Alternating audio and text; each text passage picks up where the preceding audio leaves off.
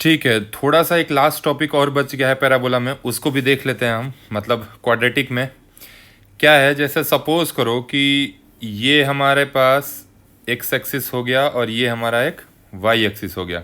ठीक है, इस पे हमने क्या किया, एक पैराबोला बना लिया।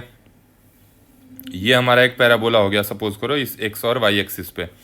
उसके बाद इस पॉइंट को जो दोनों रूट्स मान लिए, सपोज करो ये -3 हो गया, ये -3 की जगह -4 ले लो, या -4 ही ले लिया, ये -1 ले लिया। ठीक है, मतलब जो हमारे दोनों रूट्स हैं इस पैराबोला के, वो एक -4 पे है और दूसरा -1 पे है। पहली चीज़, सपोज करो कि जो हमारा वर्टेक्स है वो कहीं x इज इक्वल्स टू 3 पे है, -3 पे। ठीक, ये हमारा वर्टेक्स है। जहाँ पे ये पॉइंट, इस पैराबोला को थोड़ा सा और एक्सटेंड कर देते हैं आगे की तरफ ऐसे करके। ठीक है, इसको ऐसे एक्सटेंड कर दिया, सपोज ये पॉइंट को दे दिया 1, ये पॉइंट नाम दे दिया 2। ठीक है, अब जरा ध्यान से देखोगे अगर इस डायग्राम को, तो इस पैराबोला, ये एक पैराबोला है ना, ax² plus bx plus c, है ना, इसका मैंने कुछ नाम दे दिया fx। ये एक पैराबोला है, fx is equals to ax² plus bx plus c, जहाँ fx क्या है, fx पूरा वैल्यू ऑफ द क्वाड्रेटिक है ना। अगर हम x इज इक्वल्स टू 1 रखें इस पूरे क्वाड्रेटिक में, तो जो f1 होगा वो हमारा पूरा वैल्यू, क्वाड्रेटिक का वैल्यू मिलेगा, है ना। अब इस डायग्राम को अगर देखें तो इस पॉइंट का, अगर मुझसे कोई पूछे कि इस वर्टेक्स का कोऑर्डिनेट क्या होगा, तो इस वर्टेक्स में अगर यहाँ -3 है तो इसके कॉरेस्पॉन्डिंग जो y मिलेगा यहाँ पे, वो f ऑफ -3 मिलेगा। यानी ये जो कोऑर्डिनेट हो जाएगा वो -3, f ऑफ -3 लिख सकते हैं। क्यों लिख सकते हैं? क्योंकि बच्चे ये जो हमारा पूरा का पूरा कोई भी ग्राफ होता है ना, वो y is equal to F X हम ड्रॉ करते हैं। मतलब जो भी ग्राफ ड्रॉ करते हैं उसमें x और y एक्सिस दोनों होता है। अगर किसी ने सिर्फ ये क्वाड्रेटिक लिखा है तो बाय डिफॉल्ट हम मानते हैं ना, एज्यूम करते हैं कि y is equal to A X square plus B X plus C, है ना। ऐसे ही तो ग्राफ ड्रॉ करते हैं ना। फिर ऐसे एक डब्बा बनाते हैं इस तरीके से, यहाँ x लिखते हैं, यहाँ y लिखते हैं, x की वैल्यू चेंज करते जाते हैं, y की वैल्यू हमें मिलती चली जाती है। यहाँ पे x का डिफरेंट डिफरेंट वैल्यू रखेंगे, y का डिफरेंट डिफरेंट वैल्यू मिलता है, और उन्हीं पॉइंट्स को प्लॉट करके हम ग्राफ बनाते हैं, ऐसे बनाते हैं। अब ये जो ग्राफ है हमारा, ये किसका ग्राफ है? तो ये हमने बोला कि सर ये हमारा इस चीज का ग्राफ है, F X is equals to A X square plus B X plus C. अब एफ एक्स क्या है? एफ एक्स वाई ही तो है, वाई इज इक्वल टू ही तो है X square plus B X plus C. मतलब कहने का ये मतलब है कि अगर इस एक्सप्रेशन में मैं x इज इक्वल टू 2 रखूंगा तो हमारा जो एफ एक्स होगा वही y एक्सिस होगा, यानी वही y कोऑर्डिनेट होगा ना हमारा, जो कि इस केस में हमारा 4a plus 2b plus c आएगा, अगर इसमें हमने 2 रखा है x की जगह, तो है ना। तो मतलब हमें एक पॉइंट मिला 2, एफ एक्स या 2, अगर यहाँ x हटा के f2 लिख दूं तो एक पॉइंट मिलेगा ना 2, ये वही पॉइंट होगा ना कहीं इस कर्व पे लाई करेगा। क्योंकि हम x की वैल्यू इसी इक्वेशन में रखते हैं तो हमें y मिलता है। तो अब अगर वर्टेक्स पे नजर जाए तो वर्टेक्स हमें दिख रहा है कि वर्टेक्स का x कोऑर्डिनेट -3 है। अब हमें ग्राफ पे चेक करना है कि इस -3 पे इस ग्राफ का क्या वैल्यू है। तो -3 को हमने इस कर्व के इक्वेशन में रखा तो हमें क्या मिल जाएगा कॉरेस्पॉन्डिंग? f ऑफ -3 जो होगा हमारा y हो जाएगा।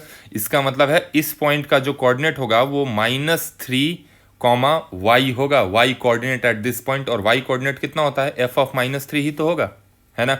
उसी तरीके से अगर मैं बोलूँ कि इस पॉइंट पे जो हमारा कॉरेस्पॉन्डिंग y कोऑर्डिनेट क्या होगा at x is equal to 1 पे, तो इसके कॉरेस्पॉन्डिंग जो y होगा बच्चे यहाँ पे वो f1 होगा, जाहिर सी बात है। समझ रहे बात को? उसी तरीके से अगर 2 को प्रोड्यूस करने पे पता चले कि 2 पे इस पे पॉइंट पे y क्या मिलेगा, तो f2 मिलेगा, सीधी सी बात है ना। मतलब ये जो f1 है, अगर जहां भी मैंने f1, f2, f-3 लिखा है, this is nothing but fx at x is equals to 1, सीधी सी बात है। ठीक है, तो ये तो था बेसिक कि अगर ग्राफ पे कहीं -3 और f-3, तो f ऑफ दैट फंक्शन जो उसका y कोऑर्डिनेट होगा वो कुछ नहीं होगा, वो उसी ग्राफ का वैल्यू होगा, सीधी सी बात है। जैसे यहाँ पे मैंने x और y एक्सिस बनाया, ये कोई ग्राफ बना दिया और इसका मैंने इक्वेशन ऐसे ही रैंडमली, इसका मान लो कि मैंने इक्वेशन ले लिया कुछ 3x² माइनस 2x+4, है ना। ये जरूरी नहीं है कि इसी का ग्राफ है, ये मैंने अपने मन से कुछ अज्यूम कर लिया और मान लिया कि लेट इसी इक्वेशन का ये ग्राफ है, ठीक है। बट कोई जरूरी नहीं है कि ये हो इसी इक्वेशन का, ये मैंने जस्ट एक एग्जांपल लिया है। अब सपोज करो कि मुझे पता करना है कि x इज इक्वल्स टू 3 पे, सपोज करो ये -2 है, ठीक है। x इज इक्वल्स टू -2 पे जो ग्राफ पे पॉइंट होगा उसका y कोऑर्डिनेट कितना होगा, y कोऑर्डिनेट कितना होगा। तो हम क्या करेंगे, इसी ग्राफ पे x की जगह -2 रखेंगे तो हमें वो पॉइंट मिलेगा कि नहीं जहां पे पूरे ग्राफ का वैल्यू क्या होगा। तो हमने इस ग्राफ को एज्यूम किया ना, y is equals to 3x² minus 2x+4, या इसी का नाम fx भी लिख दो, मर्जी तुम्हारी, y बोलो या fx बोलो। अब हमने x इज इक्वल्स टू -2 इसमें रखा तो y इज इक्वल टू कितना हो गया, 12 + 4 + 4 यानी 12 4 16 4 20 हो गया, है ना। तो अब तो इस केस में तो हमारा मतलब दिख रहा है कि नेगेटिव आना चाहिए, बट हमने रैंडमली कोई भी इक्वेशन ले लिया है तो हमारा प्लस में वैल्यू आ गया। वो मतलब नहीं है, मैं जो चीज़ समझाना चाह रहा हूँ उस पर ध्यान दो। मतलब इस पे जो वैल्यू आई वो 20 आई, तो हम लिख सकते हैं ना कि ये पॉइंट -2, 20 होगा, क्योंकि ये वही पॉइंट है जहां पे x की वैल्यू -2 रखा है तो y हमें उसी ग्राफ में -20 मिला, इसका मतलब ये पॉइंट 20 होगा। अब ये मत समझना कि सर ओरिजिन के नीचे है तो +20 कैसे हो गया, ओरिजिन के नीचे है तो 20 कैसे होगा, माइनस आना चाहिए ना। मैं बार बार कह रहा हूं कि मैंने जस्ट एक रैंडम एग्जांपल लिया है कि ये इक्वेशन का ग्राफ ऐसे है, ठीक है। बट एक्चुअल ग्राफ इस इक्वेशन का ऐसा नहीं होगा जैसा हमने बताया है, वो कहीं और होगा जहां पे x की जगह -2 रखोगे तो 20 मिलेगा। ये बस एग्जांपल लिया है समझाने के लिए, ठीक है। तो इसको मैं मिटा दे रहा हूं, ठीक है। तो अब अगर मैं कहीं f2, f-2, f लिखूंगा तो बस यही समझना कि उस ग्राफ पे at x is equal to k जो वैल्यू होगी वही f होगा, दैट्स इट। तो कुछ केसेस देखते हैं। मान लो केस 1, क्या लिया हमने, जैसे सपोज कर हमारे पास दो तरह का ग्राफ होता है। एक पैराबोला कैसा होता है, ऐसा होता है। दूसरा पैराबोला कैसा होता है, ऐसा होता है। ये वाला पैराबोला कब होता है, जब a ग्रेटर देन 0 होता है। ये पैराबोला कब होता है, जब a लेस देन 0 होता है, ठीक है। मान लिया कि इन दोनों केसेस में जो रूट्स हैं पैराबोला के वो अल्फा बीटा ही हैं, ये भी अल्फा है ये भी बीटा है, ठीक है। ये दो अलग अलग केस लेके चल रहे हैं। अब सपोज करो इन दोनों का क्या है, दोनों में डिस्टिंक्ट रूट्स हैं। इस ग्राफ को ही देख के लग रहा है दो अलग अलग रूट्स हैं, तो इसका मतलब ये जो दोनों केसेस हैं उनका d ग्रेटर देन 0 रहा होगा तभी डिस्टिंक्ट रूट है, ठीक है। तो ये किसका केस है, एक मिनट, ये जो हमारा केस है वो डिस्टिंक्ट रूट का है, तो हमने d ग्रेटर देन 0 ले लिया, ठीक है। अब जरा मेरी बात को ध्यान से सुनो, यहाँ पे मैं फर्स्ट पॉइंट एक लिख रहा हूँ, दोनों ग्राफ में देखना। अब एक बात बताओ, ये जो ग्राफ है ये अल्फा से लेके बीटा के बीच में, मतलब बिटवीन द रूट्स y हमारा निगेटिव है कि नहीं, मतलब जो पूरा का पूरा ग्राफ है वो निगेटिव वैल्यू दे रहा है ना। क्यों निगेटिव वैल्यू दे रहा है, क्योंकि x एक्सिस के नीचे है ग्राफ, तो पूरा का पूरा हमें निगेटिव वैल्यू मिल रहा है। मतलब हम लिख सकते हैं कि fx जो है वो लेस देन 0 होगा।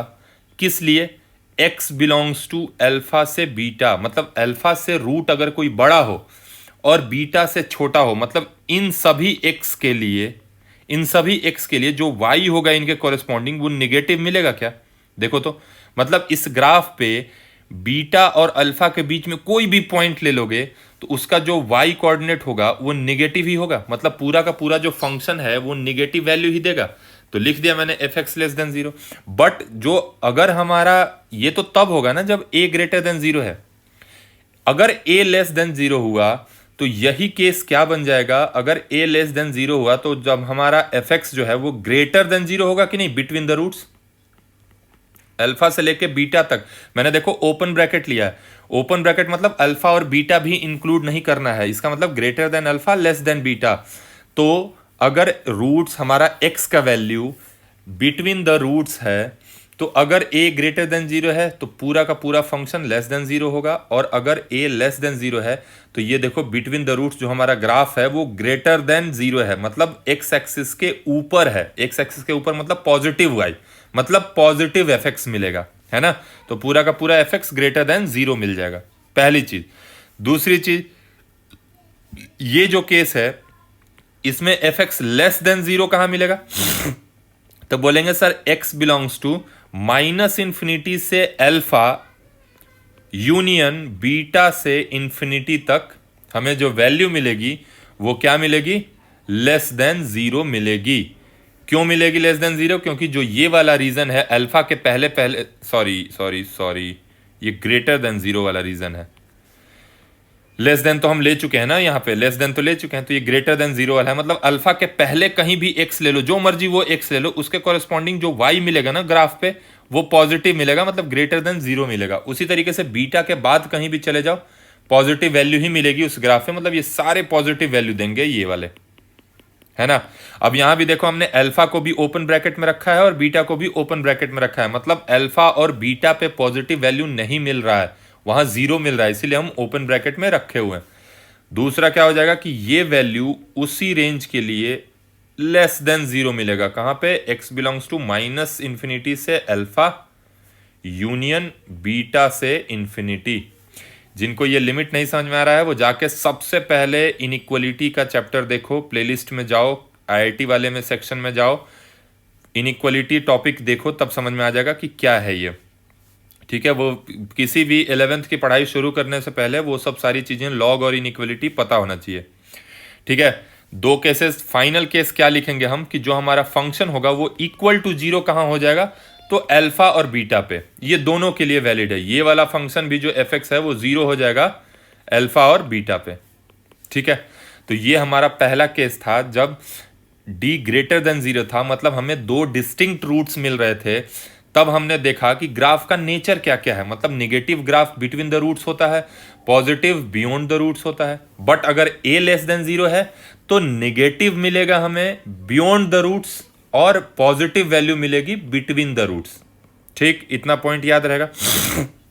अब जरा मेरी बात को ध्यान से सुनो, अगर मैं इस दोनों के फिगर को ज्वाइन कर दूं, अगर मैं इस दोनों फिगर को कंबाइन करके, जैसे हमने अलग अलग केस लिखे हैं ना दोनों के लिए, ये केस और ये केस, अब मैं क्या कर रहा हूं, मैं दोनों को, इन केसेस को और इन केसेस को कंबाइन करके एक कॉमन केस बना रहा हूं। एक कॉमन केस देखो कैसे,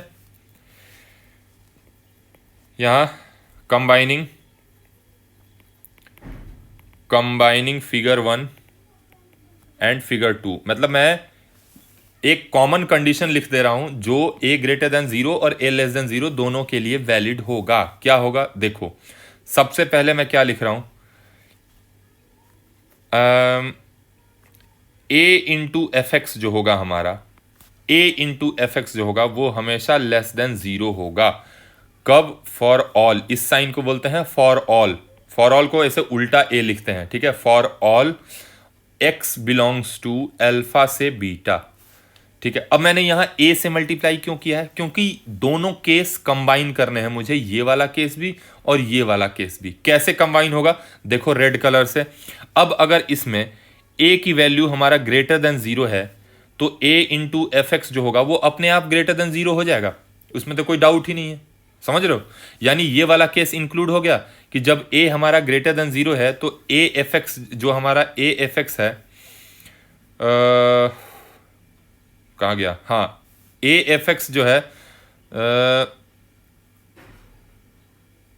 लेस देन जीरो होगा। सॉरी, ए एफ एक्स यहाँ पे देखो हमने A F X less than zero रखा है ना, तो अगर ए पॉजिटिव है तो ए एफ एक्स भी जो है वो लेस देन जीरो ही होगा। मतलब ये वाला केस है कि जब ए की वैल्यू ग्रेटर देन जीरो है तो हमारा एफ एक्स जो होता था वो क्या होता था? लेस देन जीरो होता था अपने आप ही। मतलब एक्स जब अल्फा से बीटा के बीच में रहेगा तो ये वाला रीजन मिल जाएगा अपने आप। बट अगर जरा ध्यान से देखो कि इसी केस में अगर ए लेस देन जीरो हुआ, ए लेस देन जीरो हुआ तो ये कुछ minus A F X less than zero बन जाएगा। अब निगेटिव हटाएंगे तो इनइक्वलिटी का साइन चेंज हो जाएगा, तो ये बन जाएगा A F x greater than zero, है ना। यानी कि जब ए लेस देन जीरो होगा तो A F x greater than zero होगा अल्फा और अल्फा से बीटा के बीच में। देखो अपने आप वो वाला आ गया कि जब ए लेस देन जीरो होगा तो एफ एक्स हमारा ग्रेटर देन जीरो आ गया अपने आप ही। कहां पे? अल्फा से बीटा के बीच में। तो हमने इन दोनों को कंबाइन करके एक कॉमन कंक्लूजन लिखा कि ए एफ एक्स जो होगा वो अल्फा से बीटा के बीच में निगेटिव आना चाहिए, बस ए एफ एक्स निगेटिव आना चाहिए। अब कहने का ये मतलब है कि अगर हमारा कोई फंक्शन है एफ एक्स, ठीक है, ये दो कर्व है, एक ऐसे है, एक ऐसे है, ये हमारा a ग्रेटर देन जीरो है, ये हमारा a लेस देन जीरो है। अब कोई भी फंक्शन दिया हुआ है उसमें अगर मैं बोलूं कि a f X less than zero है, अगर a एफ एक्स कहाँ है लेस देन जीरो, तो अल्फा से बीटा के बीच में, तो ये जो रूट्स है ये अल्फा है, ये बीटा है। अल्फा से बीटा के बीच में अगर a into F X less than zero आता है, इसका मतलब a ग्रेटर देन जीरो रहा होगा, यानी ये वाला केस है। और एफ एक्स जो है वो निगेटिव रहा होगा, क्योंकि देखो एफ एक्स निगेटिव है और a पॉजिटिव है, तो a positive F x negative, तो इन दोनों का product negative, less than zero यहां लिख दिया। उसी तरीके से अगर a लेस देन जीरो है बच्चे, a लेस देन जीरो है और एफ एक्स हमारा ग्रेटर देन जीरो है, तो अपने आप between the roots positive value दे देगा, बिटवीन द रूट्स, क्योंकि a लेस देन जीरो है ना। तो माइनस a है कहने का मतलब a निगेटिव है, तो निगेटिव हटाएंगे तो अपने आप ही इनइक्वालिटी का साइन चेंज हो जाएगा, मतलब a f x greater than zero बन जाएगा। तो यहां पे मैंने दोनों केसेस को कंबाइन किया तो लिख दिया a f X less than zero. ये अपने आप, जैसा तुम्हारा अगर क्वेश्चन में a लेस देन जीरो होगा तो अपने आप ये वाला केस इंक्लूड हो जाएगा। अगर तुम्हारा क्वेश्चन में a ग्रेटर देन जीरो है तो अपने आप ये वाला केस आ जाएगा। ठीक है, ये तो बिटवीन द रूट्स के लिए हुआ। बियॉन्ड द रूट्स के लिए कंबाइंड वैल्यू क्या हो जाएगी, तो बियॉन्ड द रूट्स अगर है तो उसको लिखेंगे कि a f x greater than zero होगा। किसके लिए, for all x belongs to minus infinity से अल्फा यूनियन बीटा से इंफिनिटी। ठीक है, ये दोनों केस को कंबाइन कर दिया, कब, जब बियॉन्ड द रूट्स की बात हो। मतलब फिर से अगर समझना चाहो तो समझ सकते हो कि अगर a ग्रेटर देन जीरो है और एफ एक्स भी हमारा ग्रेटर देन जीरो है, तो इन दोनों का प्रोडक्ट ग्रेटर देन जीरो आएगा। मतलब ये कौन सा केस हो गया, जब a भी ग्रेटर देन जीरो और एफ एक्स भी ग्रेटर देन जीरो, तो ये वाला केस हो गया कि a ग्रेटर देन जीरो है मतलब मुंह ऊपर की तरह खुला है, और F x greater than zero है मतलब ये वाला रीजन है ना, बियॉन्ड द रूट्स। यानी इस रीजन में कोई भी x ले लोगे, कोई भी x ले लोगे तो उस पे जो एफ एक्स मिलेगा और उनका जो a होगा इक्वेशन का, उनका product always greater than zero आएगा।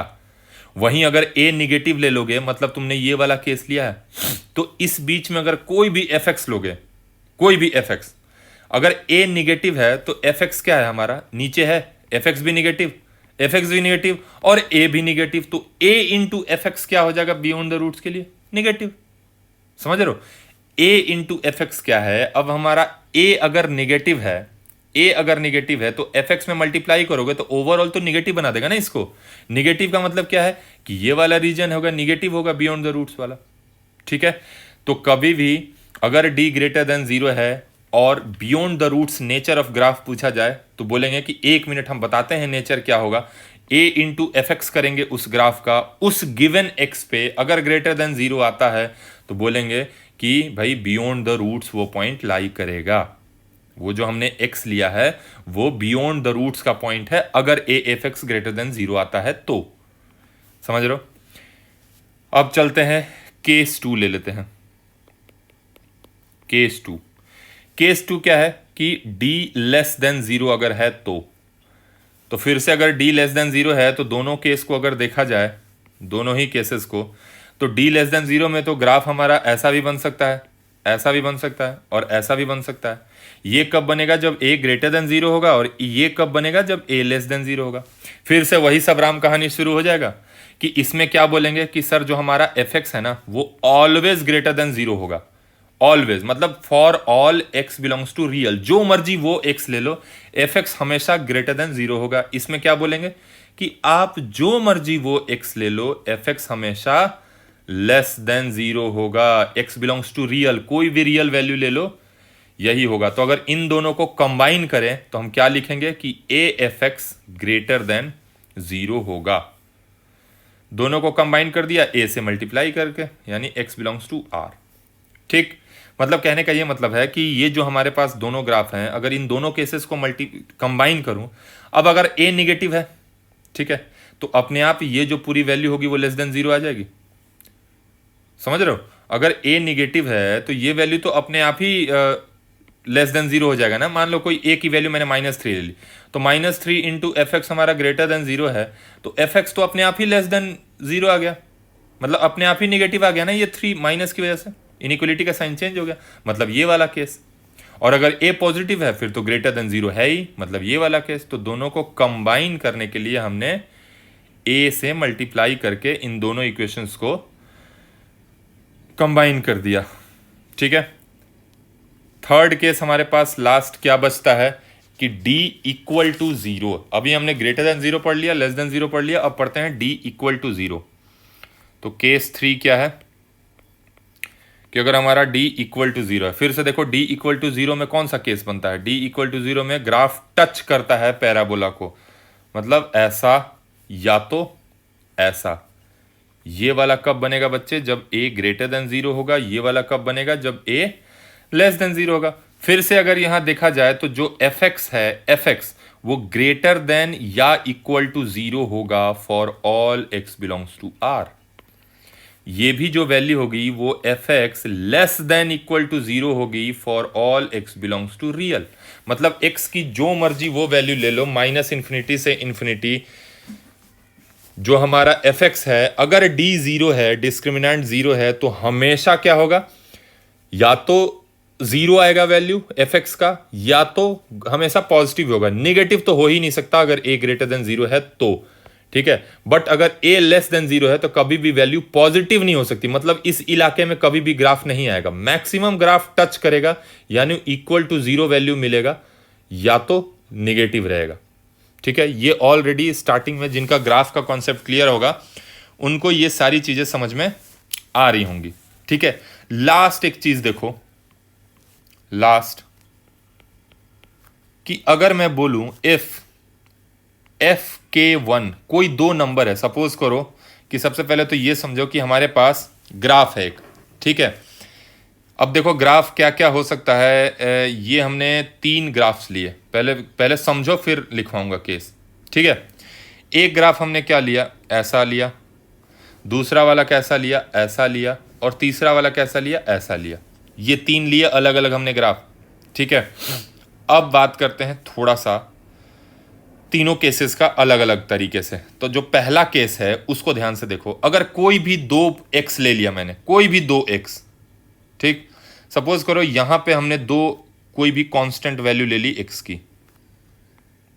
सपोज करो यहां पे मैंने एक वैल्यू ले लिया k1, यहां पे एक वैल्यू ले लिया k2।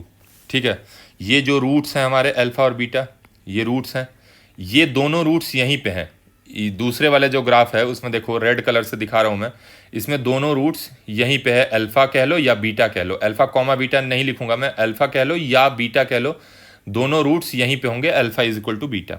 ठीक, तो पहले वाले ग्राफ को देखते हैं। पहले वाले ग्राफ में क्या है बच्चे, अब कोई भी नंबर ले लिया, x is equal to k1, x is equal to k2, तो हमें कैसे पता चलेगा कि वो जो k1 k2 हैं वो हमारे रूट्स के बीच में है, या दोनों रूट्स के पहले हैं, या दोनों रूट्स के बाद हैं, ये कैसे पता चलेगा।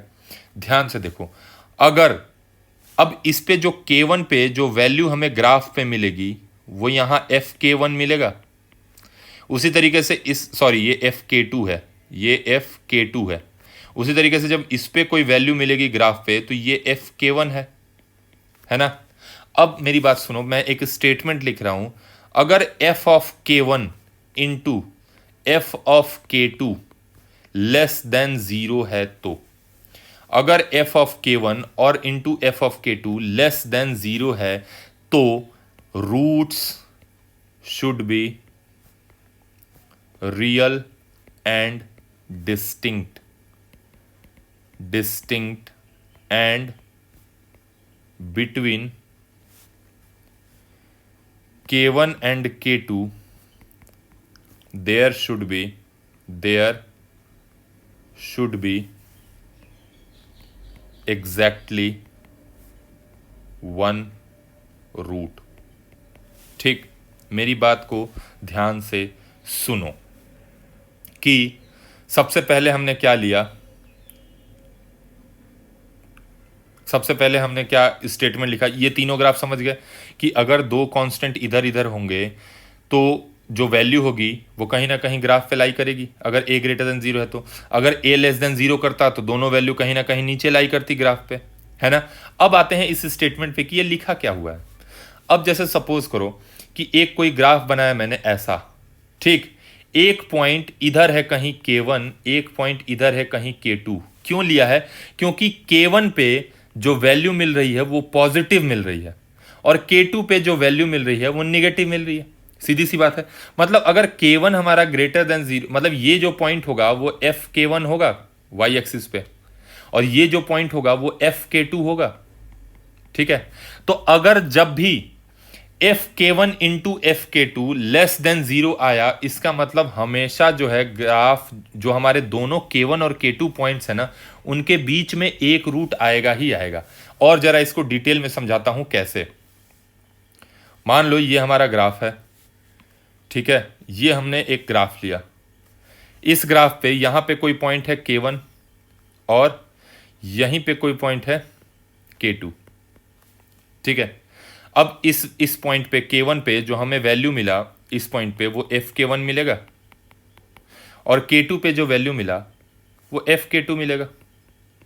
ठीक, अगर ये K2 इस अल्फा और बीटा, जो हमारे पास दो रूट्स हैं इसके अल्फा और बीटा, सपोज करो कि ये K1 और K2 दोनों अल्फा के पहले होते, मतलब कहीं यहां पे होता K2 भी, तो अगर अल्फा के पहले कहीं पे भी दो पॉइंट्स हैं तो उनका जो FK1 और FK2 आएगा वो तो हमेशा ही पॉजिटिव आएगा, बियॉन्ड द रूट्स इस केस में पॉजिटिव आएगा। या फिर अगर बीटा के बाद वो दोनों K1 K2 हो, कहीं इधर हमारा K1 हो इधर हमारा K2 हो, तो ऑलवेज ये जो K1 और K2 पे जो FK1 और FK2 मिलेगा वो फिर से दोनों पॉजिटिव मिलेंगे, है ना।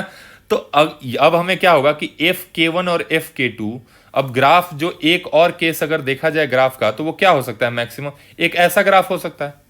तो इस केस में भी अगर K1 K2 पीछे हैं तो इस केस में क्या होगा, FK1 और FK2 दोनों निगेटिव होगा, FK2 और FK1। या फिर अगर बीटा के बाद हैं अगर K1 K2, तो इस केस में भी जो FK1 और FK2 होगा वो कहीं ना कहीं हमें निगेटिव मिलेगा, FK1 और FK2, है ना। तो अगर K1 K2 अल्फा के पहले पहले हैं तो दोनों निगेटिव, मतलब इन दोनों का प्रोडक्ट पॉजिटिव। या अगर इसके बाद हैं तो दोनों निगेटिव फिर से, तो FK1 और FK2 दोनों निगेटिव, इसका मतलब इन दोनों का प्रोडक्ट पॉजिटिव। यानी FK1 और FK2 का प्रोडक्ट अगर पॉजिटिव आता है तो दोनों K1 K2 पक्का दोनों रूट्स के पहले या बाद में लाई करेंगे हर हाल में। इस केस में क्या है कि अगर दोनों K1 K2 पहले पहले लाई कर रहे हैं तो दोनों पॉजिटिव, FK1 भी पॉजिटिव FK2 भी पॉजिटिव, मतलब उन दोनों का प्रोडक्ट भी पॉजिटिव। या बीटा के बाद लाई करेंगे तो भी दोनों पॉजिटिव। मतलब या तो दोनों, अगर अल्फा और बीटा रूट्स के बियॉन्ड कोई दो पॉइंट्स लाई कर रहा है तो उनका FK1 और FK2 ऑलवेज पॉजिटिव ही आएगा। बट यहां पे मैंने क्या लिखा है कि ये दोनों वैल्यू निगेटिव आएंगे। प्रोडक्ट निगेटिव का मतलब एक वैल्यू रूट के पहले रहा होगा और एक वैल्यू बिटवीन द रूट्स कहीं रहा होगा, तभी निगेटिव मिला है उस पे FK1। समझ गए? तो अगर दो नंबर्स गिवन हो, उनका product of FK1 and FK2 अगर निगेटिव आ जाता है तो हम क्या कहेंगे कि वो दोनों K1 K2 जो हैं वो उनके बीच में कहीं ना कहीं एक रूट है ना। क्योंकि अगर यहां K1 है यहां K2 है, तभी उनके बीच में एक रूट अगर नहीं होगा तब तक ये वैल्यू हमें निगेटिव नहीं मिलेगी और ये वैल्यू पॉजिटिव नहीं मिलेगी। दोनों ऑपोजिट साइन के तभी मिलेंगे जब एक रूट के पहले और दूसरा बिटवीन द रूट्स हो हमारा कांस्टेंट K1 K2, है ना। तो इनका प्रोडक्ट ऑलवेज लेस देन 0 आएगा। एक एग्जांपल लेते हैं। मान लो हमारे पास एक क्वाड्रेटिक इक्वेशन है, fx is equal to, suppose करो x² माइनस 7x प्लस 10। ठीक है, इसको जब मल्टीप्लाई किया तो x minus 5 into x minus 2 आ गया। ठीक, मतलब हमने इनका ग्राफ बनाया। जब इनका ग्राफ बनाया तो ग्राफ कैसा बनेगा, दोनों रूट्स कहाँ हो गए, एक 5 पे एक 2 पे, मतलब इस तरीके का कुछ ग्राफ बनेगा। ठीक है, यहां पे जो पॉइंट होगा, एक रूट हो गया 2, एक रूट हो गया 5। अब सपोज करो, ब्लैक कलर से मैं दिखा रहा हूं, मैंने 3 नंबर्स लिए। एक लिया इनके बीच में कहीं 3 है, यहां है कहीं 4, यहां है कहीं 5, यहां है कहीं 6, यहां है कहीं 1, यहां है कहीं -1। ठीक, इस एग्जांपल से क्लियर हो जाएगा कॉन्सेप्ट।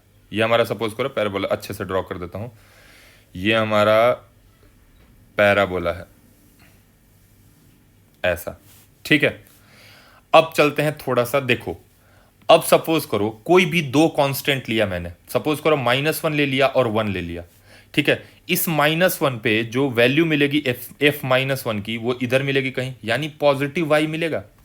उसी तरीके से f1 पे जो वैल्यू मिलेगी वो भी पॉजिटिव y मिलेगी। देखो मैं ग्रीन कलर से मार्क कर देता हूं, जो -1 पे हमें y मिलेगा यहां पे, दिस इज f ऑफ -1, और जो 1 पे मिलेगा this will be f of 1।